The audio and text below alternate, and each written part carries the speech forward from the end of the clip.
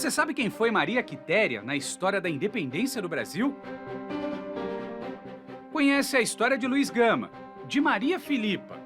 Já ouviu falar em Lima Barreto? Justamente esses personagens é que fazem falta. A gente cresce tendo uma visão do livro de história de que a independência foi o imperador, naquela pressa, em todo aquele momento.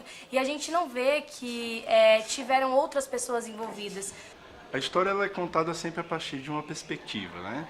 De um ponto de vista. Ela não é algo neutro, ela é algo construído ao longo do tempo. E quem tem o poder de falar, né? Quem tem o poder de ser notado, a voz que mais se eleva dentre as outras vozes é sempre aqueles que têm o poder.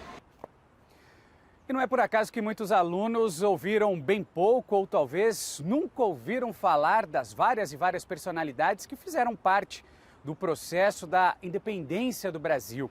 Para muitos historiadores, a masculinidade hegemônica e também o preconceito contra negros, mulheres, contra indígenas são dos principais fatores que fizeram com que muitas pessoas fossem apagadas da história. Quando a gente estuda a história da independência do Brasil, a gente não fala que houveram, por exemplo, a revolta dos malês, balaiadas, enfim, inúmeras revoltas que o povo se organizou e se colocou por duas questões centrais, né? A República e o fim da escravidão. E no final das contas, não discutir sobre esses movimentos, não discutir sobre todos esses processos importantes, eu acho que é importante até para manter as coisas como estão. As mulheres também não são reconhecidas pela sua participação na história da independência.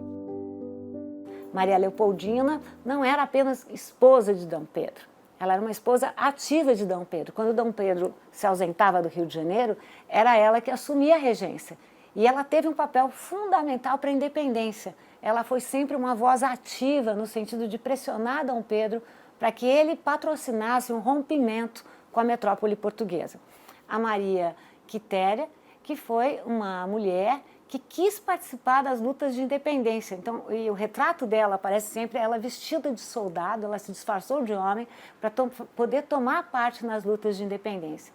Há também a história da Maria Filipa, uma escravizada que conseguiu reter as tropas portuguesas a partir do uso de ela e outras mulheres, do uso de ervas e de plantas que irritavam a pele dos portugueses. Então, ela deteve a entrada das tropas portuguesas.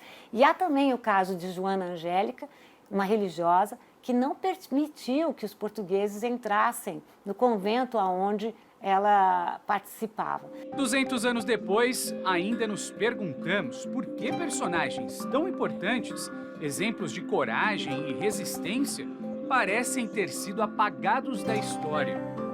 Porque eu acho que quando a gente fala de apagamento, é interessante você lembrar que a história da África não começou com a escravidão, a história dos indígenas não começou com a invasão do Brasil. Eles tinham uma vida antes disso, entendeu? A África tinha comunidades, civilizações muito ricas antes dessa invasão.